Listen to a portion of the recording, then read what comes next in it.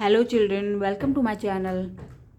पिछले वीडियो में हमने भारत पर होने वाले अरब आक्रमण और तुर्की आक्रमणों का अध्ययन किया था, जिसके भारत में मोहम्मद गौरी ने जो है अधिकार कर लिया, भारत के अधिकांश क्षेत्रों पर अधिकार कर लिया और भारत में दिल्ली सल्तनत की नींव रखी।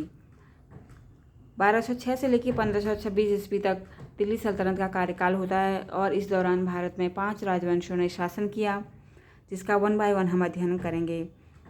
तो आज हम जो है उसी में से गुलाम वंश, जो सबसे पहले इसी वंश की स्थापना हुई थी, तो आज हम इसी का अध्ययन करने वाले हैं। तो देख लेते हैं इसकी स्थापना, यानी कि दिल्ली सल्तनत की स्थापना तुर्कों के सफल सैन्य अभियानों के फलस्वरूप हुई। इसी काल में दिल्ली के तख्त पर 5 वंशों ने शासन किया। सर्वप्रथम मोहम्मद गौरी के गुलाम कुतुबुद्दीन ऐबक ने गुलाम वंश की नींव रखी। तो ये गुलाम वंश के 5 प्रमुख शासकों के नाम हैं यहाँ पे, ठीक है। और इनकी जो है किसने कब तक शासन किया, इन सब का वर्णन किया हुआ है। बीच बीच में और भी शासक आते हैं जिसने केवल कुछ महीनों तक शासन किया होता है। तो यहाँ पे मैंने जो मेन हैं उन्हीं को मेंशन किया हुआ है और बाकी की बात हम वैसे करते रहेंगे बीच बीच में, ठीक है। तो देख लेते हैं। सबसे पहला शासक था गुलाम वंश का कुतुबुद्दीन ऐबक। इसका शासनकाल होता है 1206 से लेकर 1210 ईस्वी। इसने 4 साल शासन किया था। तो कुतुबुद्दीन ऐबक की उपाधियाँ। कुतुबुद्दीन ऐबक को लाख बख्श इसकी उदारता के कारण, हातिम ताई द्वितीय दान देने के कारण और कुरान खान यानी कि कुरान का पाठ करने वाला न्यायपूर्ण राजा कहा जाता है। कुतुबुद्दीन ऐबक द्वारा किए गए निर्माण कार्य।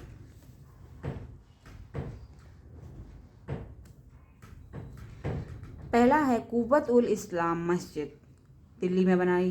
2.5 दिन का झोपड़ा, ये अजमेर में बनाया। कहा जाता है कि एक संस्कृत विद्यालय था और इसको 2.5 दिन में बनाया गया था, इसीलिए इसका नाम 2.5 दिन का झोपड़ा रखा गया था। और कुतुब मीनार का निर्माण कार्य शुरू किया इसने दिल्ली में 1199 ईस्वी में, ठीक है। और कुतुबुद्दीन ऐबक के दरबारी कवि। पहला है हसन निजामी और फ़क्र ए मुदब्बिर। हसन निजामी की पुस्तक का नाम है तागुल मासिर और फ़क्र ए मुदब्बिर इसकी पुस्तक का नाम है आदाब उल हर्ब। तो ये आपको याद रखना है। नेक्स्ट है कुतुबुद्दीन ऐबक की विजय अभियान।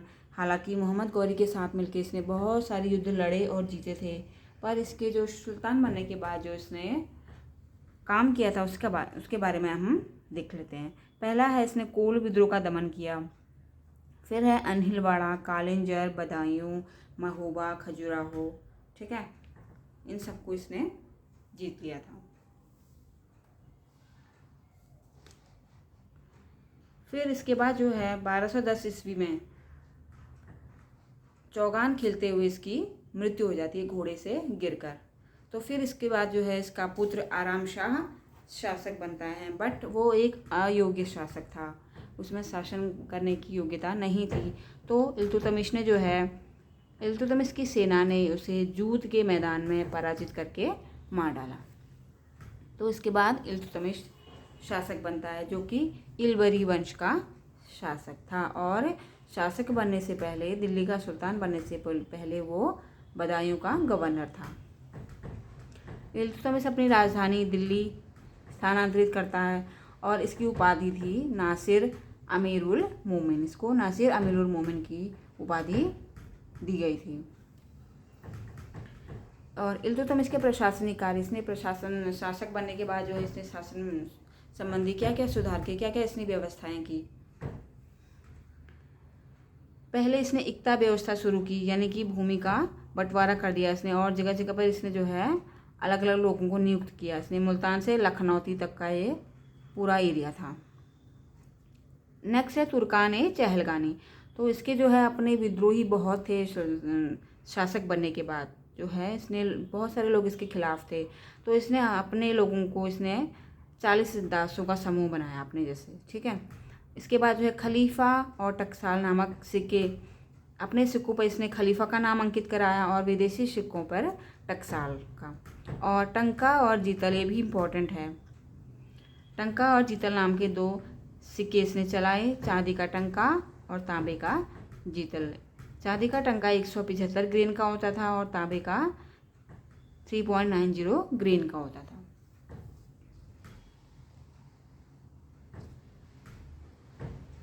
ठीक है।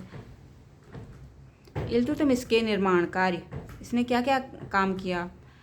पहला, इसने सुल्तानगढ़ी का मकबरा बनाया, हौज शमसी ईदगाह, जामा मस्जिद, बदायूं की जामा मस्जिद थी ये, अतारिकीन दरवाज़ा जो कि नागौर जोधपुर में है, नागौर ज़िले में, और कुतुबुद्दीन का जो निर्माण कार्य अधूरा रह गया था, कुतुब मीनार का जो कुतुबुद्दीन ने शुरू किया था, इसको उसने पूरा किया 1220 ईस्वी में।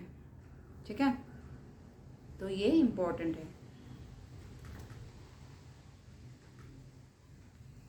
इसके बाद इल्तुतमिश के दरबारी कवि अमीर रूहानी, ताजुद्दीन रिजाब, इनका इस पर काफ़ी प्रभाव था।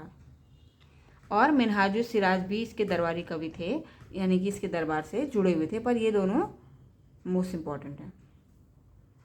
इल्तुतमिश की विजय, इसने क्या किया। सबसे पहले तराइन का तृतीय युद्ध यलदौज के साथ, ये मोहम्मद गौरी का एक अलग गुलाम था, जो कि ये दिल्ली सल्तनत, दिल्ली का सिंहासन ये भी पाना चाहता था। ठीक है, अब बहुत सारे गुलाम थे, लेकिन सबकी नज़र दिल्ली पर थी, तो दिल्ली का शासन जो है इल्तुतमिश के पास था, लेकिन और जो इसके गुलाम थे वो भी इससे विद्रोह करने लगे।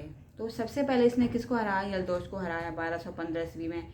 इसके बाद कुबाचा को हराया, मुल्तान और उच्च का जो शासक था, तो उनको इसने हराकर यहाँ पर अपना अधिकार कर लिया।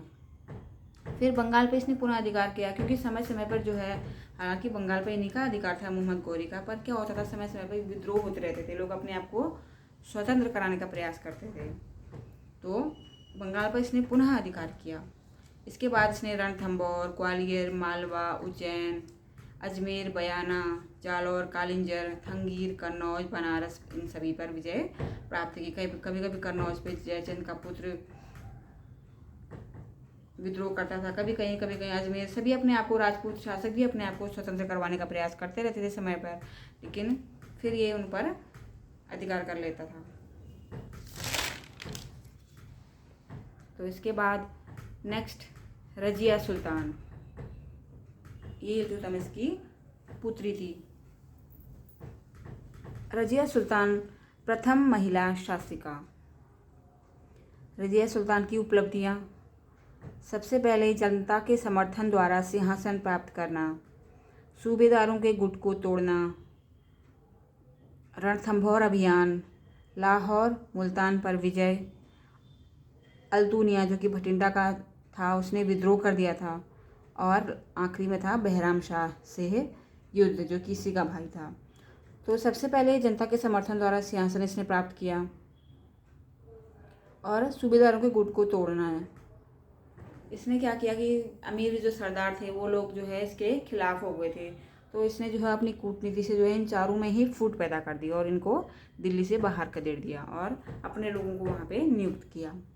इसके बाद लाहौर और मुल्तान पे विजय प्राप्त की इसने। यहाँ का शासक था कबीर खान, तो इसने इससे युद्ध किया और जीत हासिल की।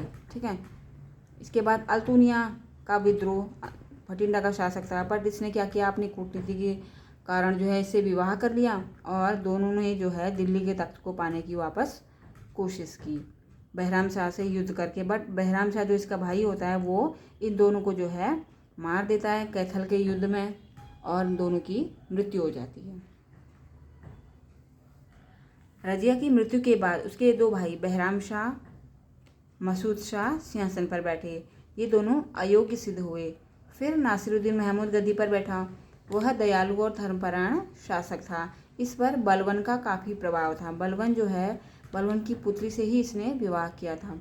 बलबन ने 1251 में नागौर के विद्रोह का दमन किया, और जो नासिरुद्दीन महमूद का शासनकाल था 1246 ईस्वी से लेके 1265 ईस्वी तक। तो इसके बाद जो है गयासुद्दीन बलबन ये शासक बनता है।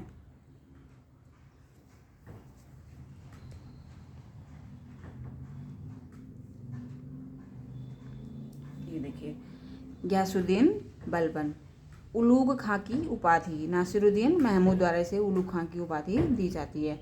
प्रशासनिक कार्य, चहलगानी का अंत, इल्तुतमिश ने जिस चहलगानी व्यवस्था की शुरुआत की थी उसका इसने अंत कर दिया, क्योंकि पहले ये भी उन चहलगानी यानी कि 40 सरदारों के 40 लोगों के ग्रुप में से ही ये भी एक था। तो इसे लगा कि अगर मैं सुल्तान बन सकता हूँ तो बाकी लोग भी विद्रोह करेंगे, तो इसने उस चहलगानी का ही अंत कर दिया।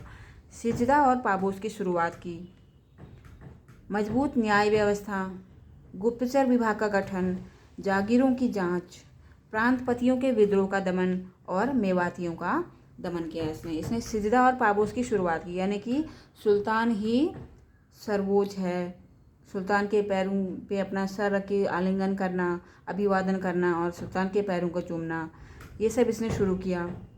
मजबूत न्याय व्यवस्था की, गुप्तचर विभाग का गठन किया, जागीरों की जांच की, यानी कि किसी को भी अपॉइंट करने से पहले ये उसकी अच्छी तरह से जांच पड़ताल करता था। प्रांतपतियों के विद्रोह का दमन, जो भी इसका विद्रोह करता था ये इसका दमन कर देता था। मेवातियों का दमन, यानी कि लुटेरों का इसने दमन कर दिया था। तो ये इसके काम थे। फिर इसकी मृत्यु के बाद जो है कैकुबाद और क्यूमर्स ये शासक बनते हैं, क्योंकि इसकी बलवन का जो पुत्र था, योगी पुत्र था, वो मंगोल आक्रमण के कारण जो है मारा जाता है। तो इसके इसीलिए जो है कैकुबाद शासक बनता है। कैकुबाद कौन था? कैकुबाद जो है बंगाल के सूबेदार बुगरा खान का पुत्र था। बुगरा खान को जो है बलवन ने जो है बंगाल का सूबेदार नियुक्त किया हुआ था, तो उसका पुत्र शासक बनता है। वह एक अयोग्य शासक सिद्ध हुआ। उसकी मृत्यु के बाद उसका पुत्र क्यूमर्स शासक हुआ, वह भी अयोग्य सिद्ध हुआ। अंत में जलालुद्दीन फिरोज खिलजी, जो कि कैकुबाद का सेनापति था, यानी कि इसका सेना में एक मंत्री था, इसके सैनिकों की देखरेख करता था। ठीक है, इसने क्या किया? दोनों का वध करवा दिया, यानी कि कैकुबाद और क्यूमर्स दोनों की हत्या करवा दी इसने, और गुलाम वंश का अंत हो गया और खिलजी वंश की शुरुआत हुई। तो ये था गुलाम वंश के सभी शासकों के बारे में। तो इससे संबंधित कुछ प्रश्न उत्तर हैं, 1 वर्ड आंसर देख लेते हैं। सबसे पहला प्रश्न है, कुव्वत उल इस्लाम मस्जिद का निर्माण किसने करवाया? ये सिर्फ गुलाम वंश से संबंधित प्रश्न उत्तर हैं, पूरा दिल्ली सल्तनत के नहीं। तो हम जितने भी वंश पढ़ते रहेंगे उन्हीं में से क्वेश्चंस करते रहेंगे। कुव्वत उल इस्लाम मस्जिद का निर्माण करवाया था कुतुबुद्दीन ऐबक ने। फिर है, कुतुब मीनार का निर्माण किस सुल्तान ने पूर्ण कराया? तो ये था इल्तुतमिश ने। चालीसा यानी कि चहलगानी का निर्माण किसने किया? इल्तुतमिश ने। चहलगानी प्रथा को किसने समाप्त किया? वह कौन सा सिद्धांत प्रस्तुत किया? तो बलवन ने इसे ख़त्म किया, इल्तुतमिश ने इसे शुरू किया था, और इसके बदले ये राजत्व सिद्धांत यानी कि वही सिजदा और पाबोस को ले आया था। सिजदा और पाबोस किसने शुरू किया? बलवन ने। मंगोलों ने किसके शासनकाल में भारत पर प्रथम आक्रमण किया? इल्तुतमिश के शासनकाल में, बट इसने बहुत ही बुद्धिमानी से जो है इस युद्ध को टाल दिया था। इल्तुतमिश सुल्तान बनने से पूर्व कहाँ का गवर्नर था? बदायूं का गवर्नर। बलवन का राज्यारोहण कब हुआ? 1266 ईस्वी। किस तुर्क सुल्तान ने शुद्ध अरबी सिक्के जारी किए? इल्तुतमिश ने। मिन्हाज उस सिराज किसका दरबारी कवि था? नासिरुद्दीन महमूद का, ये इसका खास था। तो ये थे गुलाम वंश से संबंधित प्रश्न उत्तर। आप इन सब का अध्ययन करिए। मिलते हैं नेक्स्ट वीडियो में। हम खिलजी वंश का अध्ययन करेंगे। तब तक के लिए थैंक यू।